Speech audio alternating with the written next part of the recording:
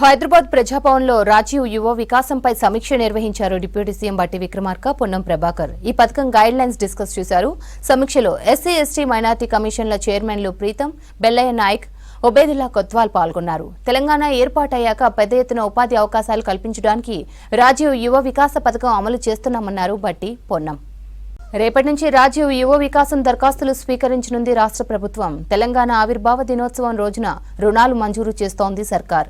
5 లక్షల మంది యువతకు 6,000 కోట్ల రూపాయలతో లోన్లు ఇవ్వనుంది. గరిష్టంగా 3 లక్షల రూపాయల వరకు లోన్ ఇవ్వనుంది. ఈ నెల 17 నుంచి ఏప్రిల్ 5 వరకు అప్లికేషన్లను స్వీకరించనున్నారు అధికారులు. ఏప్రిల్ 6 నుంచి మే 31 వరకు దరఖాస్తులు పరిశీలించనున్నారు. ఎస్సీ ఎస్టీ బీసీ నిరుద్యోగ యువత అప్లై చేసుకోవాలని సూచించింది రాష్ట్ర ప్రభుత్వం. నిధులు నియామకాల పేరుతో అయినప్పుడు నీళ్ల పేరు మీద కాళేశ్వరం 1,00,000 కోట్లు అని చెప్పి పెట్టి అది కూలిపాయ.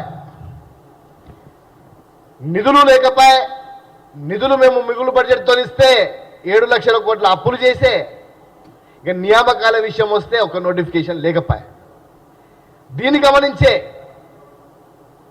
ముఖ్యమంత్రి రేవంత్ రెడ్డి గారు ఎస్సీ ఎస్టీ బీసీ మైనారిటీలకు వరంగా మా 4 కార్పొరేషన్లకు కలిపి 6,000 కోట్ల రూపాయలు విడుదల చేసి అధికారికంగా త్వరలోనే రాజీవ్ యువ వికాసం పేరుతో యువకులకు మరి పెద్ద ఎత్తున సెల్ఫ్ ఎంప్లాయిడ్ స్కీమ్స్ కింద లోన్స్ ఇవ్వడానికి 4 కార్పొరేషన్ చైర్మన్లకు ముఖ్యమంత్రి గారు, డిప్యూటీ చీఫ్ మినిస్టర్ గారు ఆదేశాలు జారీ చేయడం జరిగింది.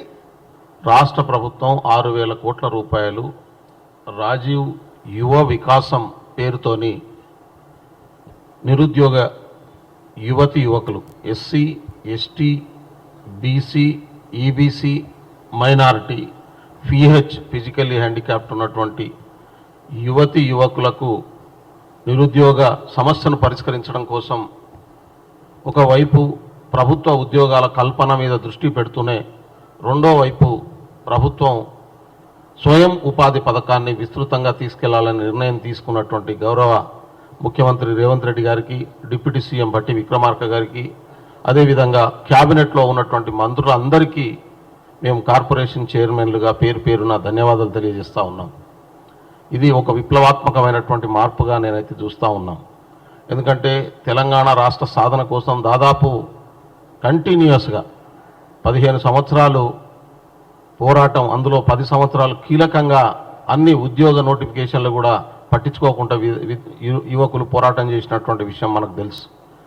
చాలామందికి ఏజ్ బార్ అయిపోయింది. తెలంగాణ రాష్ట్రం ఏర్పడిన తర్వాత కంటిన్యూస్గా 10 సంవత్సరాలు బీఆర్ఎస్ పాలనలో కార్పొరేషన్లన్నీ పక్కన పడేసి SC ST BC minority EBC యువకులకు ఎటువంటి సాయం చేయకుండా వచ్చిన బడ్జెట్నంతా కూడా రకరకాల పథకాల పేరుతోని మళ్లించి వాటిని తీసుకుపోయి సొంత ఆస్తులుగా మార్చుకున్నటువంటి ప్రయత్నం గత ప్రభుత్వంలో జరిగింది.